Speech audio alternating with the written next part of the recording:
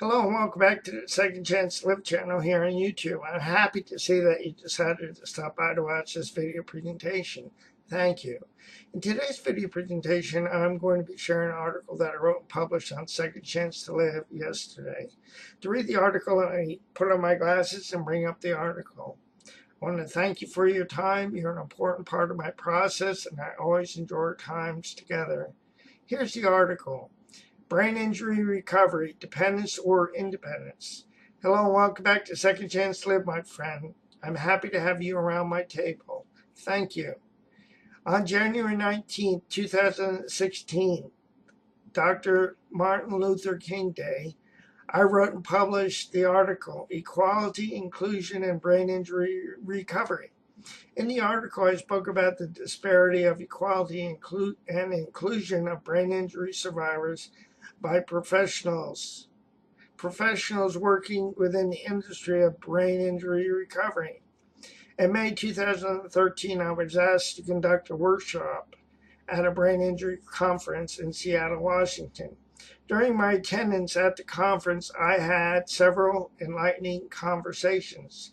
One of these conversations revealed that the brain injury conference or conferences are set up to have a day for brain injury survivors and then a day for brain injury professionals serving brain injury survivors. The events of these days are separated.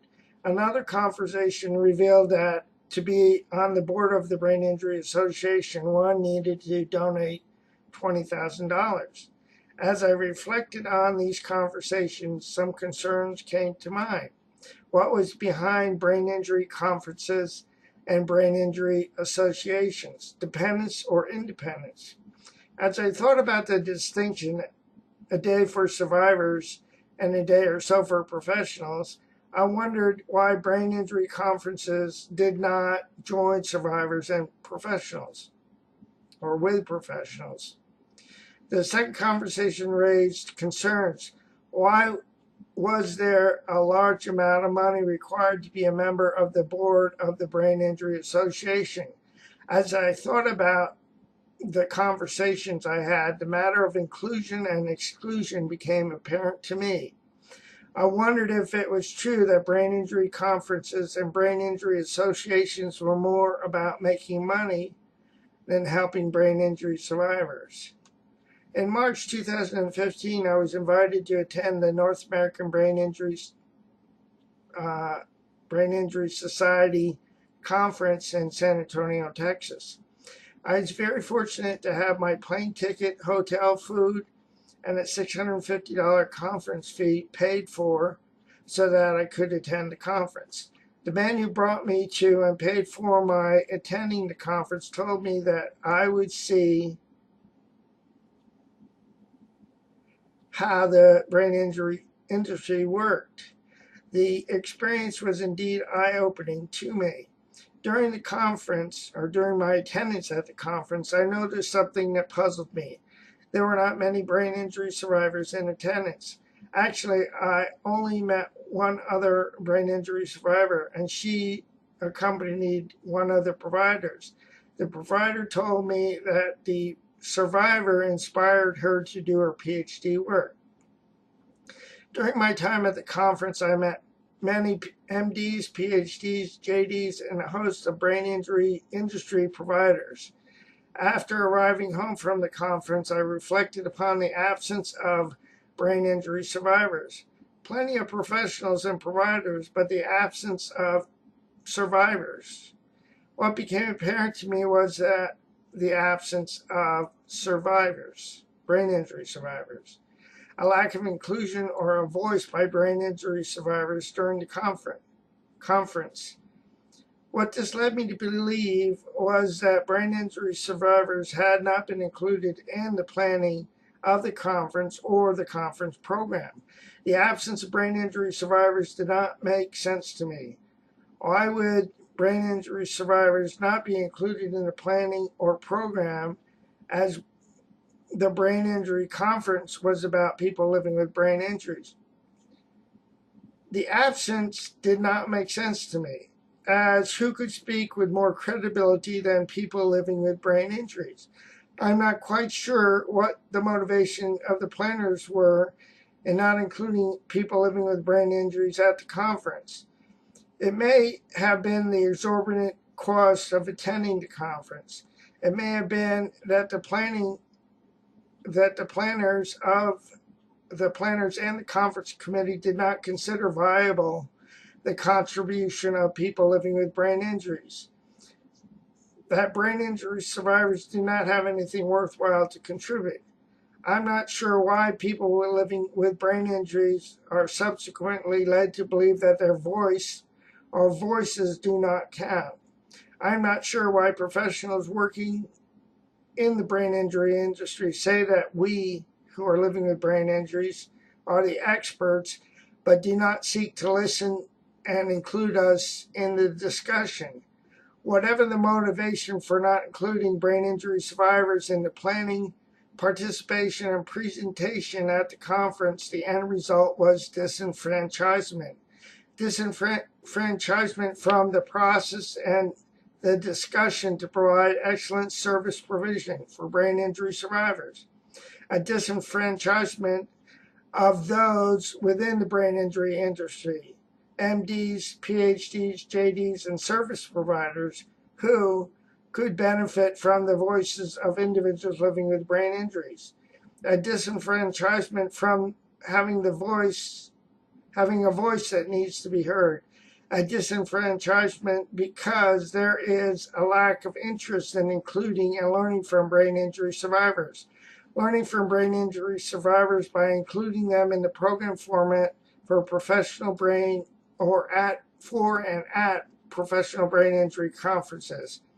A disenfranchisement that results in a system that seems to promote ongoing dependencies that slowly drain financial resources, dependencies on prescribed agendas, dependencies upon providers through MDs, PhDs, JDs, and other professionals and services, dependencies upon symptom treatment, dependencies upon drug regimens and treatment modalities, dependent upon programs that do not produce long-term solutions, dependency upon paying fees to receive services, dependencies upon compliance to continue to receive services, dependencies that do not encourage and empower lasting hope. Recently, I was speaking with a friend. He made a profound statement. There is no money in independence. As I thought about this statement, I realized that there is also no money in encouraging self-efficacy or self-advocacy. But then I realized there was a better way, something to consider. In Equality, Inclusion, and Brain Injury Recovery that I wrote in January 2016, I spoke about how for many years, African American individuals were told to sit in the back of the bus. African American individuals were led to believe that they were inferior.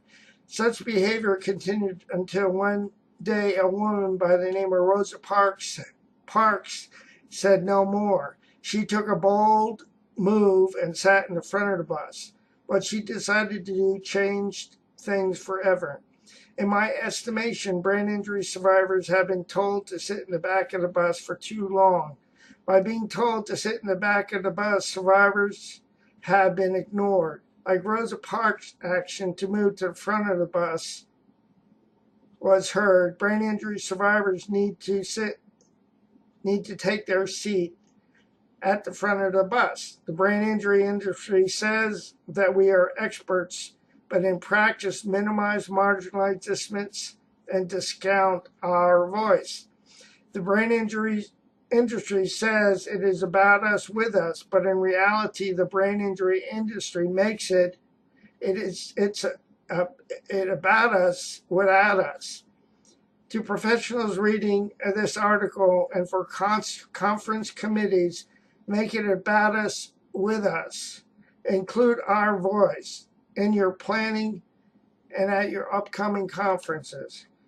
Brain injury survivors are being told that it is about us with us, but in reality, the brain injury industry makes it it about us without us. To professionals reading this article, make it about us with us. Let us together encourage self-efficacy and self-advocacy. We have the power to encourage long-term solutions. Involve brain injury survivors in the planning of preparation of your brain injury professional conferences. Have brain injury survivors present and lead workshops at your professional brain injury conferences. Because many individuals who are living with brain injuries are living on fixed incomes, pay for their expenses to attend your conferences. Involve brain injury survivors in your service provision. Invest in individuals living with brain injuries instead of using brain injury survivors to promote your agendas and pad your bottom line or lines. We are worth your investment as we pay your salaries. Invest in the lives of brain injury survivors beyond your programs.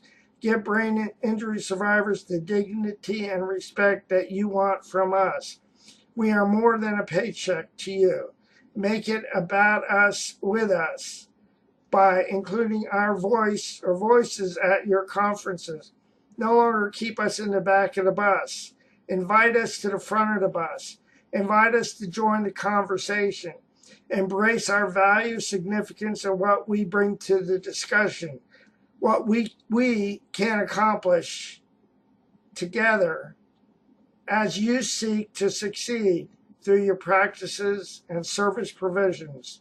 Together, we can encourage and empower lasting hope. This is the end of the video presentation of this article. Again, I want to thank you for your time. Before I go, let me encourage you with this. Please do not give up on yourself, a loving God, or your process, because more will be revealed to you and to me in time. The pieces of the puzzle will come together in the correct order and at the right time.